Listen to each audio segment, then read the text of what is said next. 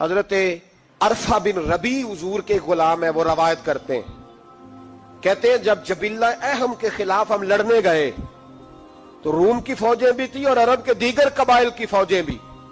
کہتے ہیں ہمارے سپہ سالار کا نام حضرت خالد بن ولید تھا، معمولی آدمی نہیں جسے نبی پاک نے فرمایا یہ اللہ کی تلوار ہے.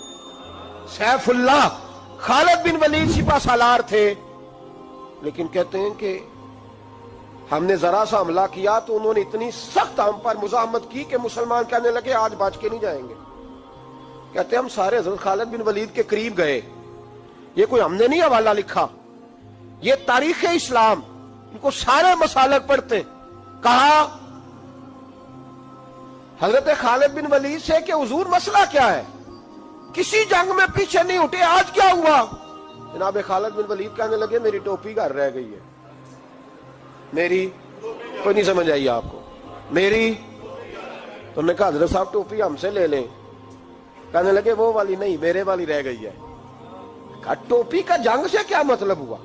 تلوار سے کیا مطلب ہوا؟ تو آپ فرمانے لگے میں نے اپنی ٹوپی میں نبی پاک کے 3 بال مبارک سیے ہوئے ہیں، 3 منہ مبارک. امت غور کرے اس بات پر، 3 منہ مبارک کے ٹوپی کے اندر سیے ہوئے. فرمانے لگے تلواریں تو سب کے پاس ہیں، مجھ سے بہادر سیانے بندے بھی ہیں، پر جب میں حضور کے منہ مبارک سر پہ رکھ کے میدان میں نکلتا ہوں تو فرمایا پھر اللہ مجھے ہر میدان میں کامیابیاں عطا فرماتا ہے. یہ نظریہ دیکھو، عقیدہ دیکھو، تبرک کی کوئی نہیں، برکت ہی کوئی نہیں. کہاں بیٹھ کے دین پڑھا ہے؟ یا ہمیں سمجھا لو یا پھر ہم سے ایک کام ضرور کرو بھائی، ایک طرف تو آؤ نا. حضرت خالد بن ولید کہنے لگے ٹوپی رہ گئی ہے. صحابہ دلیری دینے لگے کچھ نہیں ہوتا، قربان جائیں.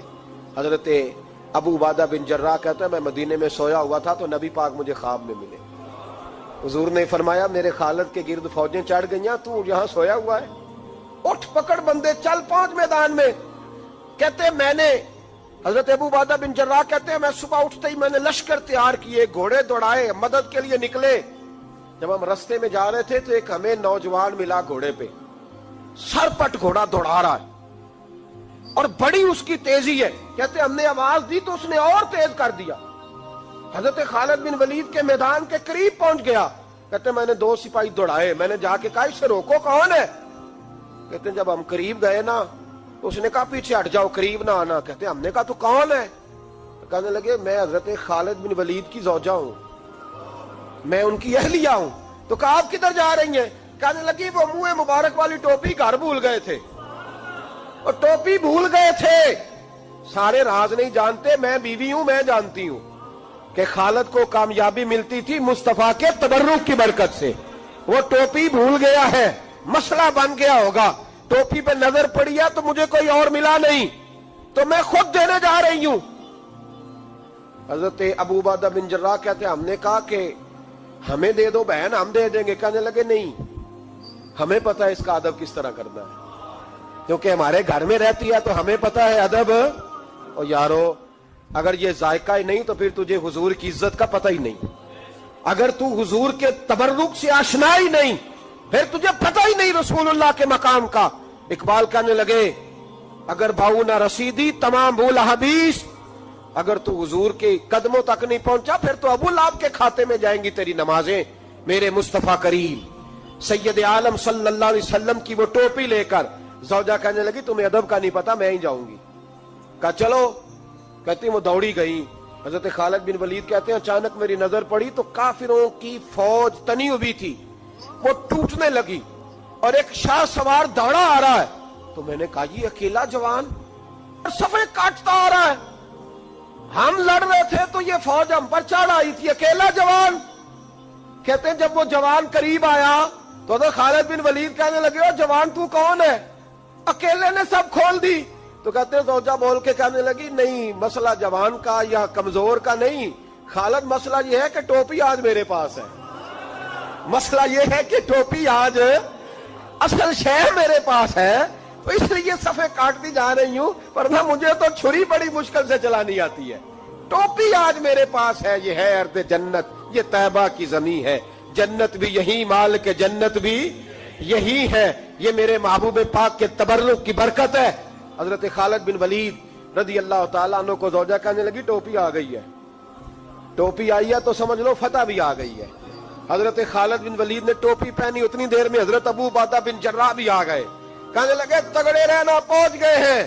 تو حضرت خالد بن ولید کہنے لگے نام بھی پہنچتے تو خیر تھی، اب مصطفیٰ کے بال مبارک پہنچ گئے، اب حضور کے منہ مبارک۔ او بھائیو یہ تبرک حضور جہاں رکے، صحیح بخاری، صحیح بخاری، صحیح بخاری حوالہ میرے ذمے۔ تو مسجد نبی کی دیوار نہیں نہ چومنے دیتا، تو حضرت حلیمہ کے گھر کا بوسہ نہیں نہ لینے دیتا۔ صحیح بخاری۔ حضرت عبداللہ ابن عمر مدینے کے مفتی، جنہیں میرے نبی پاک نے فرمایا راجل صالح، یہ نیک آدمی ہے، وہ جب جاتے تھے نا بیت اللہ شریف مکہ معظمہ، تو وہ جگہ ڈھونڈ ڈھونڈ کے نماز پڑھتے تھے جہاں میرے نبی نے نماز پڑھی ہے۔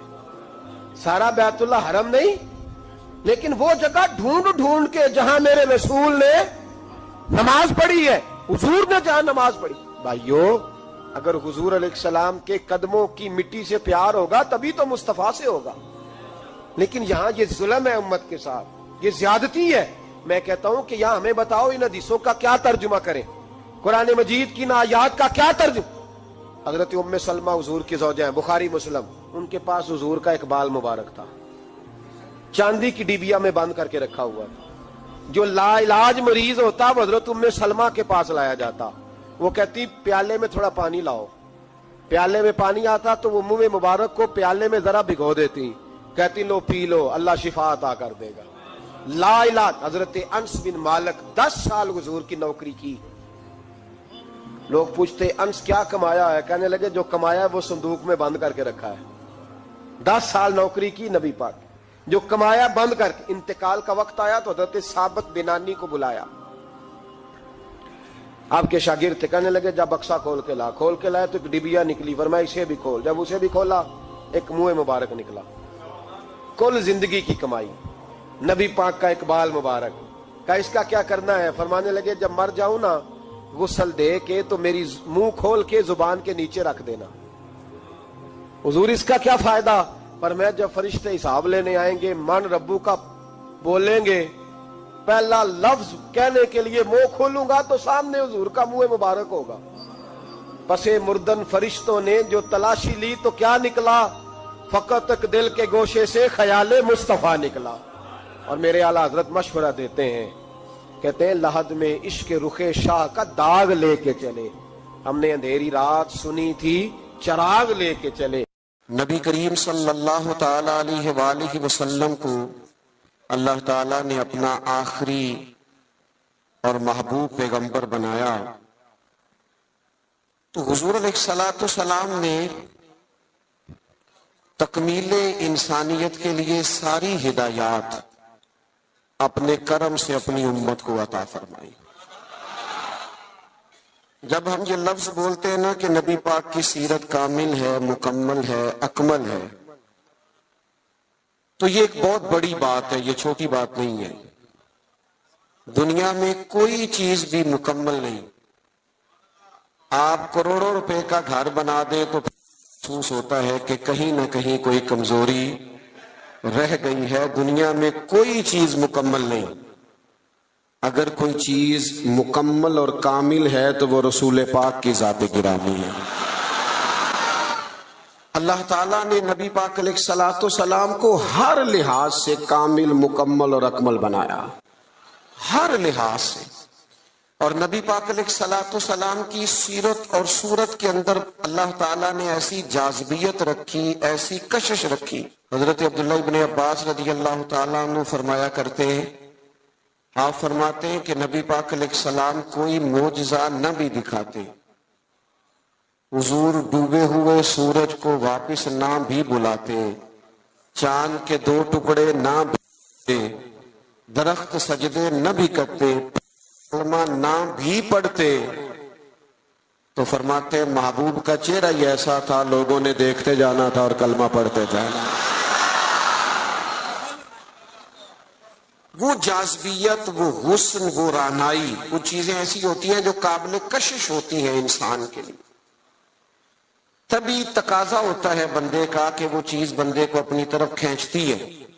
جتنی قابل کشش چیزیں تھیں صورت اور صورت کے لحاظ سے اللہ نے ساری مدینے والے محبوب کو عطا فرمایا محمد الرسول اللہ صلی اللہ علیہ وسلم، محمد اللہ کے رسول ہیں، محمد اللہ کے رسول، کامل صورت و سیرت کے ساتھ اللہ نے محبوب کو مبعوث فرمایا۔ اب جو نبی پاک علیہ السلام نے تربیت کی بات کی نا، لوگوں کو سمجھانے اور سکھانے کی بات کی، تو ایسا نہیں ہے کہ جو بات اچھی تھی فقط جو اچھی تھی وہ حضور نے کر دیا، ایسا نہیں،